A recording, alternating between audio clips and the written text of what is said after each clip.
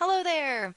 This lecture is just going to focus on role stress, the outcomes of role stress, and how to cope with role stress so that you can complete your applied activity, assuming that role stress is something that you're dealing with, or that may be something that somebody else is dealing with that's close to you and you want to highlight that in your activity. Totally fine either way. All right, role stress. So, role stressors, remember there's stressors and there's stress, right? The actual things that happen are stressors, and the way you interpret it is the stress. So, role stressors, those objective things that happen, can be environmental demands,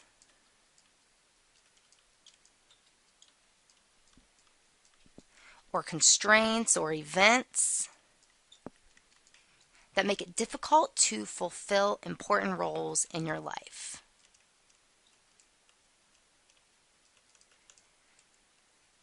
Difficult to fulfill roles in life. Many of us have many different roles, right? As a caretaker, or as an employee, or as a student, or as a friend, or as a spouse, lots of different roles. And even within each role, we have different roles, right? Like as a mom, my role, I see it as is to help shape my kids so that they become good adults. It's also to have fun with them. It's also to keep them clean and healthy and do all sorts of things as just one role as a mom. And then role stress, right? Not stressors, but the role stress, the appraisal part. Role stress usually involves the perceived expectations of others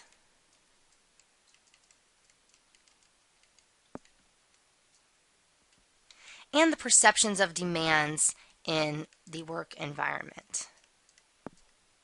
So the stressors lead to this appraisal of stress, which also leads to some outcomes, not outums. Get out of there. Outcomes. So role stress tends to have very negative effects, such as impaired cognitive functioning, not a good thing, not able to think, burnout, like exhaustion, cynicism, all that, sickness, physical and mental, harmful behaviors. So maybe like poor diet or substance abuse or acting out at work, lower performance. You're torn between too many roles. And also just in general psychological distress. All bad things. Now there's two different types of common role stressors. There's more than just these two, but these are the most common. So we've got role conflict, and that's all about incompatible demands.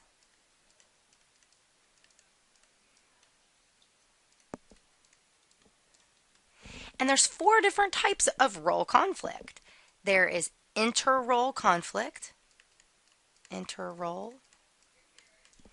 Inter-role conflict is really a result of incompatible demands between two or more roles of the same person. So your roles that you hold. So some examples of that would be like work-family conflict or work-family-school conflict, right? All those things are incompatible demands that require a lot of your time and energy. And research actually suggests that work-family-school conflict is related to emotional stability and job satisfaction and family satisfaction and school satisfaction. So lots of outcomes of that. Another example of role conflict, another type, is person role conflict. And this is really occurring when an organizational requirement clashes with your personal values. So your job clashes with who you are as a person or your personal values.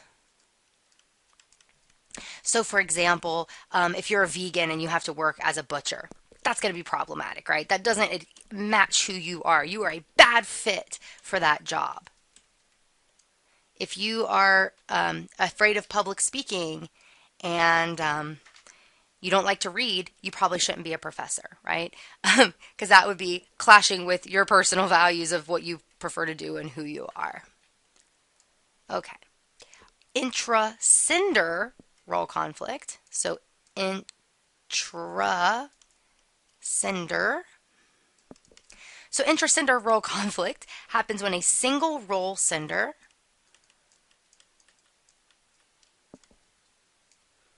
usually a supervisor or maybe a peer who had stake in your activities, has incompatible expectations.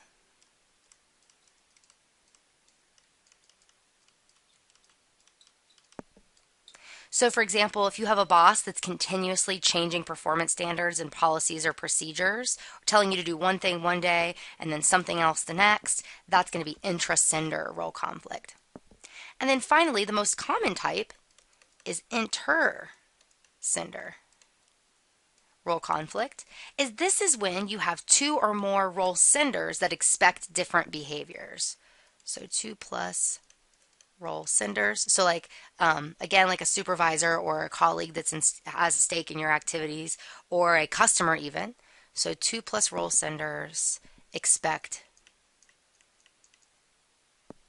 different behaviors from you.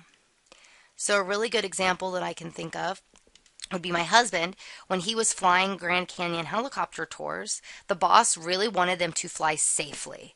But the customers really wanted a thrilling ride, and my husband really wanted a tip. So there was some role conflict there between what the boss wanted, what he wanted, and then what the customers wanted as well. And again, inter-sender conflict is the most common. And I'm sure you can think of many examples where two different people or even three different people in your lives were pulling you in different directions and expecting you to do things that maybe didn't necessarily jive with each other, that were maybe incompatible with each other. Then we also have just straight up role overload. And that's when demands and constraints are just caused by too much work, time pressure, or deadlines. Just too much work. And role overload occurs when there's either objectively too much to do, right? Oop. So anybody would see your workload as ridiculous. So objectively too much to do. Or when somebody has a lack of personal resources. If you have a lot of work to do, but you also have a lot of resources to do it, you probably won't experience role overload.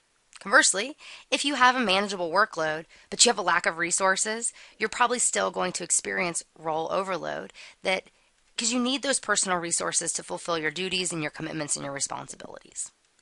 A lack of personal resources can be based on time limitations. It could be due to a lack of qualifications or training.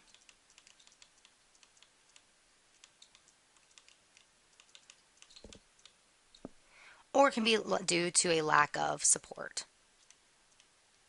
from colleagues or supervisors or anybody who is invested in your work. So now that we've kind of looked at the different types of role stress, let's focus on how to cope with it. So there are certain characteristics about the environment or the individual that can help minimize the effect of role stressors on employee outcomes. So the first one I want to talk about are the environmental influences of the relationship between role stress and strain. And a big one that you can probably be able to have an impact on is social support. So stress is inherently social due to others' demands and expectations and messages, especially when it comes to role stress. So being embedded in a really supportive social structure, or even just having people who care about you, who share empathy and provide resources, strongly reduces the impact of role stress. So if you have help,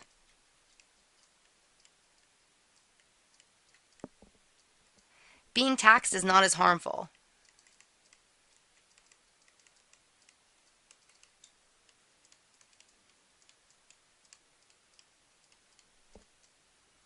To your productivity and to your well-being.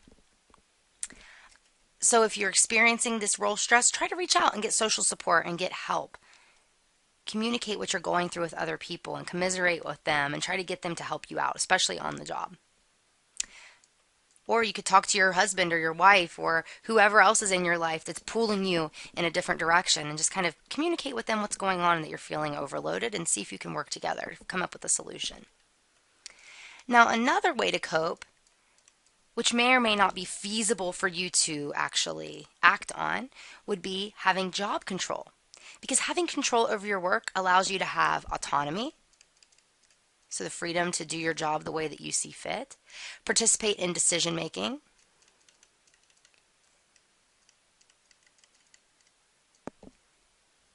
and you can experience empowerment. So even if you're overloaded, if you have some leeway in making decisions to decide how to accomplish your work and maybe to delegate that work, then you're going to be able to deal with it a lot better. Job control may have stronger buffering effects on role stress for particular individuals who enjoy power and control, though. Job control can actually be more stressful for people who have no desire to have that sort of control. So now let's look at the individual influences of the relationship between role stress and strain. So the first one is hardiness. And hardiness is really just a term for stress resistance. It's like having a sense of control over your life and feeling challenged, not threatened by change.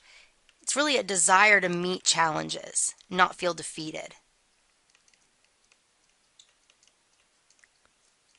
And research suggests that hardier individuals are more able to cope with stress and the result and tend to have less strain as a result of stress. Again, perception matters. The way that you see things, your perspective really has an influence on the way that environmental characteristics can influence you and have an impact. Another individual influence on role stress is self-efficacy.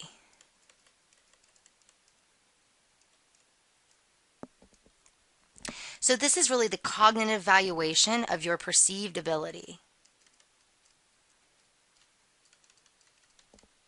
to perform tasks.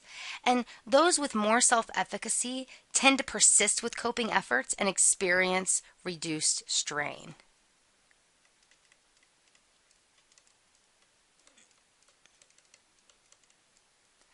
So you tend to persist through all these challenges and all these different roles that are pulling you in all these different directions.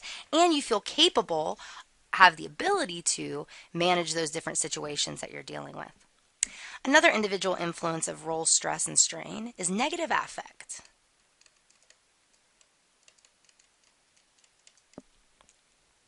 So this is really just a stable tendency to experience negative perceptions, thoughts, and feelings regardless of the demands in your life. So you have a negative perception no matter what is going on. No matter what those demands are, you're feeling negative.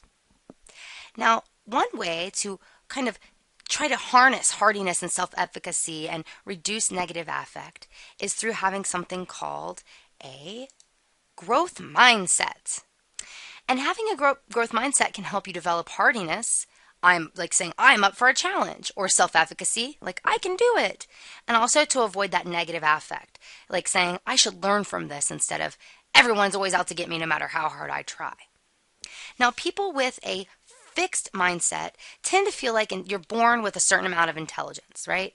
You are who you are. You can't really change your intelligence. I'm not a math person, or I'm not smart, okay? And people who have a fixed mindset tend to be kind of scared to ask questions because they don't want to appear stupid, because they feel like if they don't know something, that's a sign that they're stupid. People with a growth mindset don't feel that way. They tend to feel like they can improve themselves no matter what, that you can develop intelligence, and maybe you're not good at math today, but you can be good later. One of my favorite quotes, and I might butcher it, but I'm going to do my best, that I try to teach to my boys, is that your mistakes don't define you. Everybody makes mistakes. It's what you do about making those mistakes that defines you, right? If you make a mistake and you give up and you just say, well, I must not be good at this, that's problematic.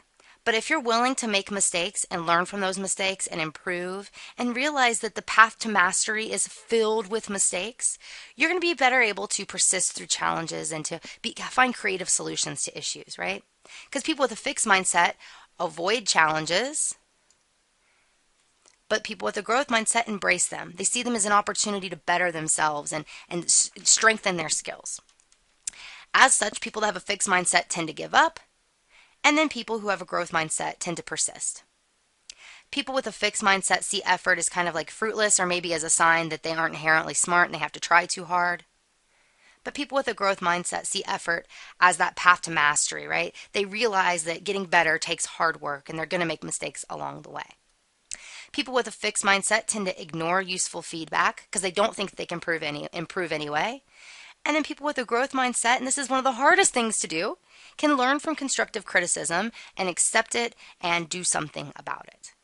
People with a fixed mindset tend to be threatened by the success of others because they feel like it's unfair, that they're never going to achieve it. But people with a growth mindset tend to be inspired by the success of others. They want to reach that level. They want to keep trying because intelligence can be developed so they can keep trying and get better and better and better. Overall, someone with a growth mindset sees challenges as an opportunity to improve their skills. So challenge equals opportunity. And I'll tell you, I teach about growth mindset in my introductory statistics class for psychology majors and business majors. And it's made a big impact. On the first day, we really focus on it because stats is a really challenging course. And I try to get them to adopt this growth mindset so that they don't give up in the face of obstacles or when they make a mistake, that they can power through and get better and better and surprise themselves at the end of the day. Now, again, challenge is an opportunity if you have a growth mindset, but people with a fixed mindset don't really think that additional effort is going to result in better performance, and they tend to give up when tasks become challenging. It's important to note that people are born with innately different abilities and in different situations, with different advantages and different disadvantages. So growth mindset is not a cure-all.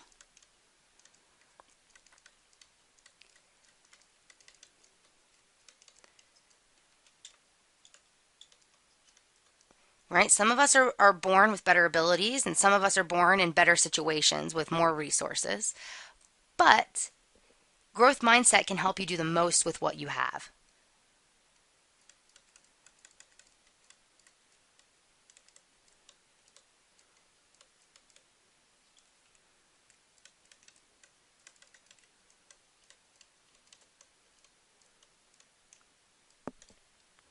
You may never be as good of a basket player as Michael Jordan was, but if you keep trying, you can be better tomorrow than you are today. Also, it's important to note that no single person always has a growth mindset. No one always has a growth mindset. I'm just going to abbreviate it GM. Or always has a fixed mindset. Different situations bring out different mindsets for different people. It's situation dependent.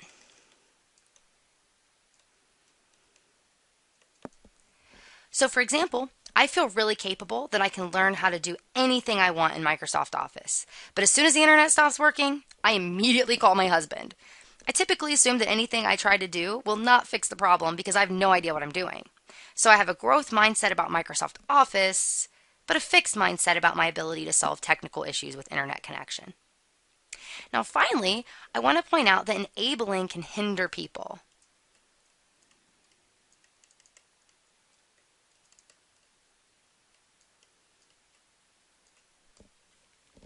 And it hinders people from sharpening their growth mindset.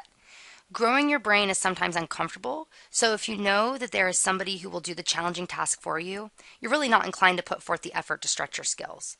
So managers should try to encourage employees to try harder.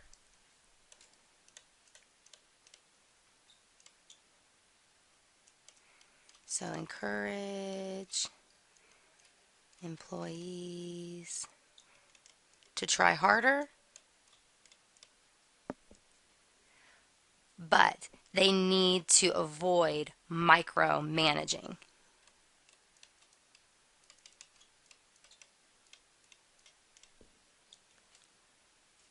So, another example would be as a parent, you should really help your children with homework by asking them questions to help them reach their own conclusions, not just by giving them the answers.